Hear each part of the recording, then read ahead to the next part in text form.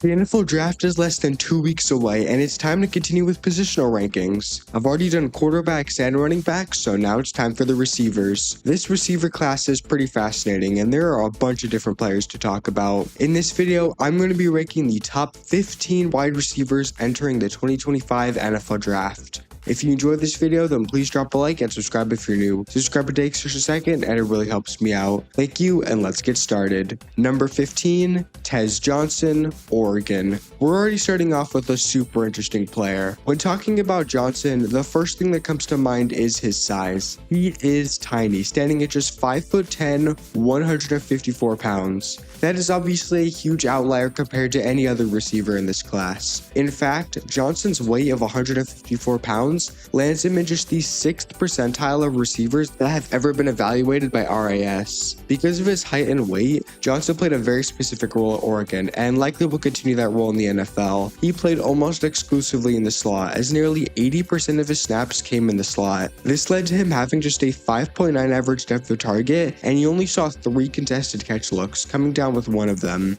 However, Johnson was actually pretty good in that role. His size allows him to have incredible agility and change of direction, and he used that to help him in route running and after the catch. He also has really good hands, as he had just a 3.5% drop rate. He is a limited player, but I think Johnson can be a useful wide receiver 3/slot receiver in the league. I'd definitely take him in the mid to late 3rd round. Number 14, Pat Bryant, Illinois. Bryant isn't a flashy player, but he's a super reliable, high floor prospect. He doesn't have great athleticism, as he ran just a 4.62 40-yard dash, but he makes up for that with great size and hands. He's 6'2", 204 pounds, and had an incredible 1.8% drop rate. He also had a 69.2% contested catch rate, and he's a good run blocker. He does actually run solid routes, but his lack of athleticism does hurt him at times. And overall, I think Bryant's upside is very limited. I don't think he'll ever be more than a wide receiver 3 or maybe a low-end wide receiver 2. But I'd definitely take him in the 3rd round as a reliable, safe option for my offense. Number 13,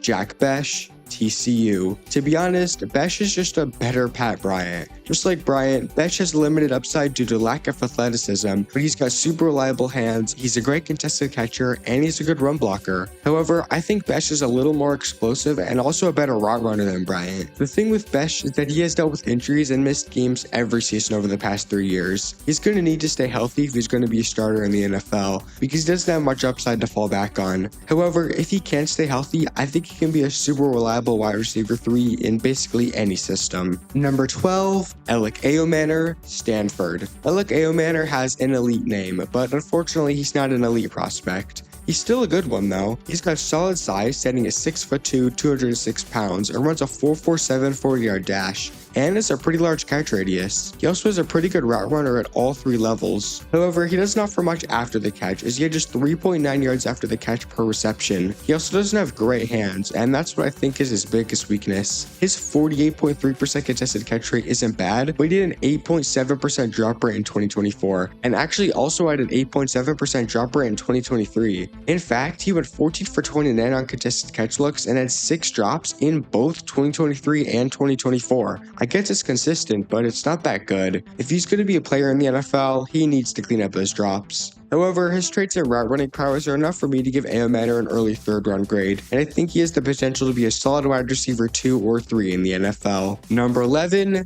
Tre Harris, Ole Miss. Harris is a really tough evaluation, and I think you'll find others saying the same thing. Harris actually led the entire NCAA in yards per route run with 5.12, and he had nearly 129 yards per game. However, he only played 8 games due to a groin injury, and when you look at some of the teams he played against, well, let's just say they're not the best. He cooked against teams like Furman, Middle Tennessee, and Georgia Southern. There was a clear difference in production when he played against actual competition and 3-8 FCS teams. Now, I will say he did have a great game against Kentucky and a pretty good game against LSU, but overall, I think Harris is just unproven. He ran a very limited route tree at Ole Miss, as most of his routes were go balls, screens, hitches, and slants. That doesn't always fly in the NFL. Harris has talent, that's obvious, and I think his upside is pretty high, but he has to prove he can play first. I'm totally willing to take a flyer on him in the late 2nd round, and I wouldn't be surprised if he exceeds that draft stock. but I wouldn't be surprised if he falls short of expectations. I'm rooting for him though. Number 10, Jalen Knoll, Iowa State.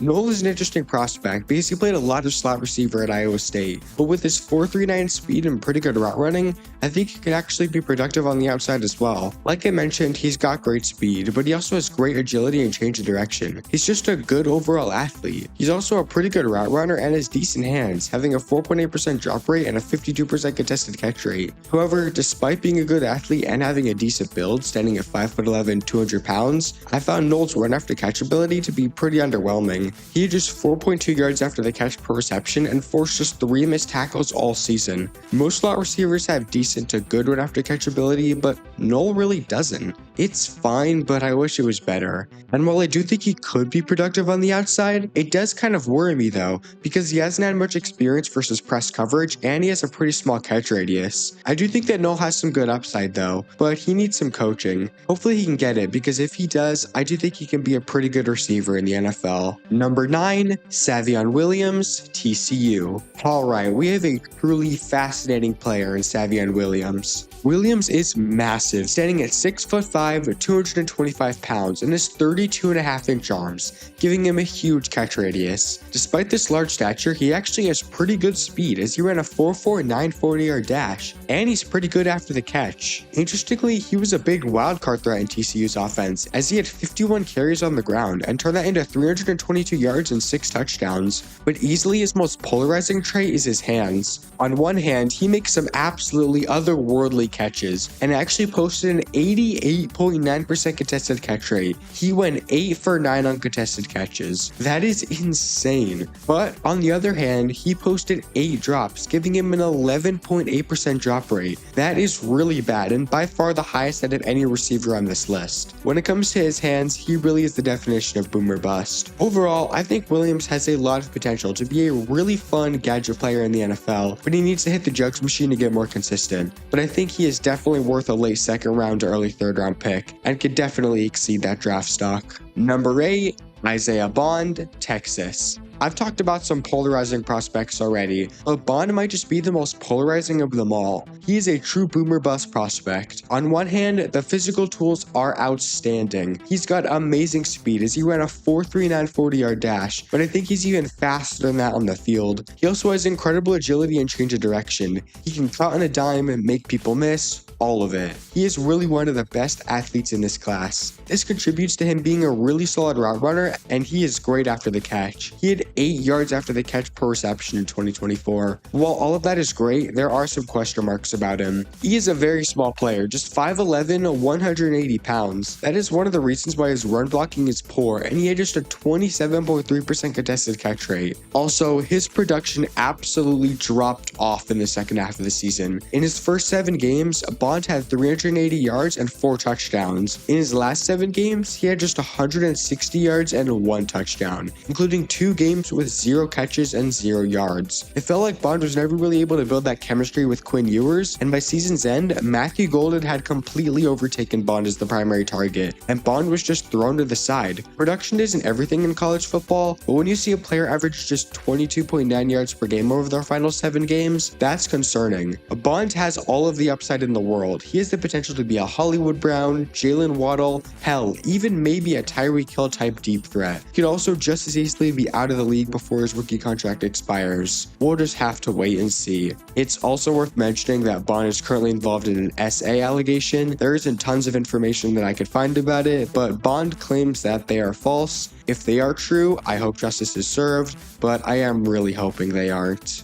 Number 7, Xavier Restrepo, Miami. Talk about true slot receivers. Xavier Restrepo played 90.5% of his snaps from the slot in 2024 and was pretty good while doing so. He had super reliable hands as he had just a 2.8% drop rate and was good after the catch, as he had just 7.3 yards after the catch per reception. Combine that with some pretty good short to intermediate route running ability, and you've got pretty much all you need to be a good, productive slot receiver in the NFL. And that's exactly what Restrepo is going to be. be. I don't think he'll ever be a top-tier Amon-Ra St. Brown level slot receiver, but he certainly has the floor to be a good one. I do understand that he ran a 4.83 40-yard dash, which obviously sucks, but Restrepo claims that he was dealing with a hamstring injury that he suffered during warm-ups. He claims he can run in the 4.5s, and watching him on film, I do think his 40 time is somewhere between 4.54 and 4.57, which is adequate for a slot receiver. I have a true second-round grade on Restrepo, and I think he's going to be very productive in the NFL. Number 6, Jaden Higgins, Iowa State. Higgins checks a lot of boxes and really doesn't have a lot to dislike. He's got great size, standing at 6'4", 214 pounds, and he pairs that with massive 33 1/8 inch arms, giving him a huge catch radius. He also has got pretty good speed, as he ran a 4.47 40-yard dash, and his hands are super reliable. He had just a 2.2% drop rate and a 58.3% contested catch rate. To be honest, the only real knock I have on Higgins is that he had just 3.8 yards after the catch per reception. I think he needs to improve in that area. But overall, Higgins is a really solid prospect that, while maybe he doesn't do anything absolutely amazing, I think he can be a really good wide receiver too in the NFL. Number 5, Emeka Egbuka, Ohio State. We've made it to the top 5 and to the first player that I have a first-round grade on. Emeka Egbuka has one of the highest floors in this class, and I think he will be one of the better slot receivers in the NFL the moment he gets drafted. Egbuka has all of the traits needed to be a great slot receiver. He's a great short to intermediate route runner, he's got pretty reliable hands, especially in the contested catch department, he's great after the catch, and he's got solid size and a good catch radius. Now, you might be thinking, how is Egbuka any different from Xavier Restrepo? I mean, it seems like both of them have similar strengths, and that is true, but I think Egbuka brings some more explosiveness that Restrepo just doesn't. Egbuka is a decent bit faster than Restrepo, and I think you can see that in Egbuka's routes. I also think that Egbuka is a little better on the outside than Restrepo is. Overall, Egbuka is a really safe pick that the bare minimum is going to be a solid slot receiver in the NFL with the potential to be great. Number 4, Matthew Golden, Texas. Golden might just be the best deep threat in this class, and look no further than his 4.3 speed. He can absolutely fly down the field. His acceleration and agility is incredible, and there's a reason he was the main deep threat in Texas' offense instead of Isaiah Bond. And unlike Bond, he stepped up in the second half of the season. He had 362 yards and a touchdown in Texas's 3 playoff games. He's also a great route runner and actually caught 61.1% of his contested catch targets. Not every deep threat has good contested catch ability, but Golden does. My main criticism with Golden is that he had a 6.5% drop rate, which isn't the worst we've seen, but it's not great. That and Golden is an overall pretty raw player. He's not fully polished in his technique, but I think Golden has incredible upside and is well worth a first-round pick.